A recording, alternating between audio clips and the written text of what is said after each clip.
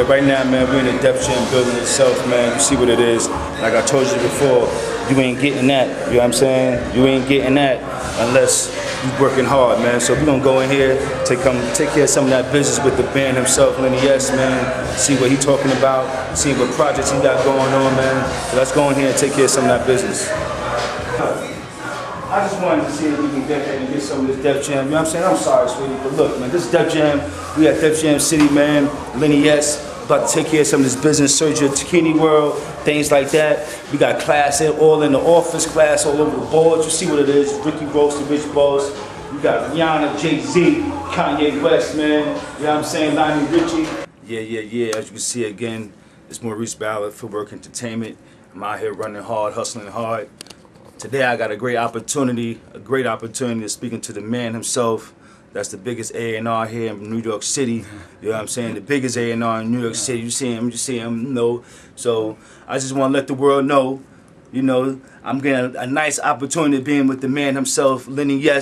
So here you go, the world. What's up, baby? What's going on, man? I won't say the biggest, man. Not just hard working, man. Hard working. That's right. We gotta be modest. You know what I'm saying? To keep it to the next level, we gotta stay modest. You know, and look in the mirror when we by ourselves. Yeah. Nah, I'm just you know just trying to keep my stake in the game, man. You know, keep a job out here in this demising economy of the music business. That's right, man. So, I feel you, man. Just working hard. Yeah. First, I like to thank you for your time. You know what I'm saying? And I also like to thank Cold Mind Music and Cold Mind Management and Joanne. Yes, Joanne. You know, I greatly appreciate it. You know, this is my connection to the main man, and you know, I had to make sure I had got that STO over to you, man. Oh man, absolutely, you know? Man. Got a couple of these, in, you know what I mean, in that mail. They're coming in real handy, man. Yeah, man. I'm getting some compliments on them too, so you know.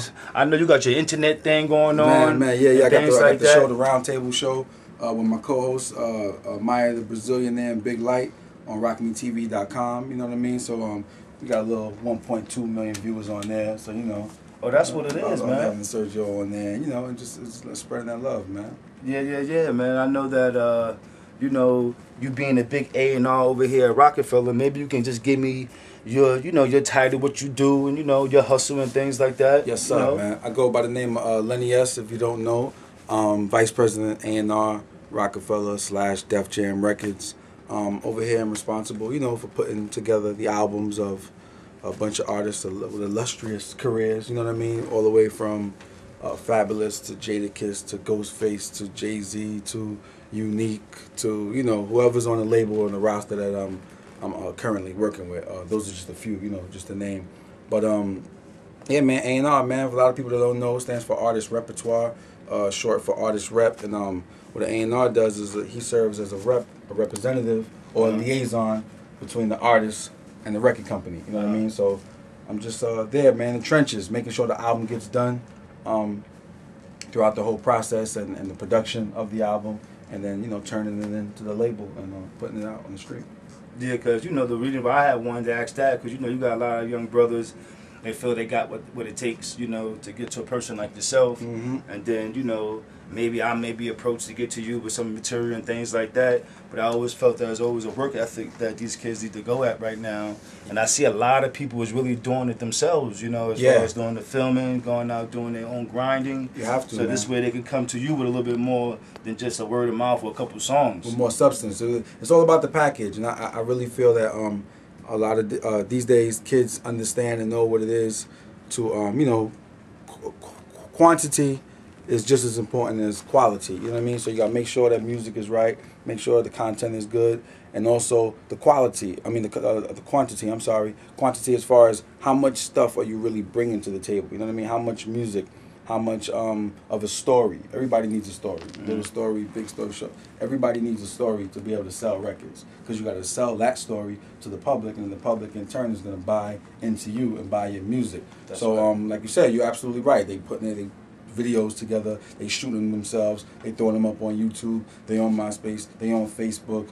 They all over the net. You know what I mean? And that's the best way to promote your music. Nationwide and across the country, and also abroad. You know what I mean? Because you could blast out music and it could touch all the way to Germany and to Africa. You know what I mean? As where before you just put out a mixtape that was pretty much local, and you hoped that it maybe got to the next city by you or the next town by you, But now with the use of the internet, you know, you can make, as you've seen, you can make superstars, you That's know, right. from this device, from this network. So definitely, man, quantity and quality is very important. Get it, as much stuff together as you can, and everybody somehow or another has access to a camera or a video camera. That's or right. you know, a computer or anything of that sort. So it's pretty easy, and it's really no excuses. Yeah. You know. And as an A&R, I guess you gotta have good ears for that hip hop world. Mhm. I mean, you dealing with a roster of so much talent. Yeah, You know, yeah. I mean, and honestly, first of all,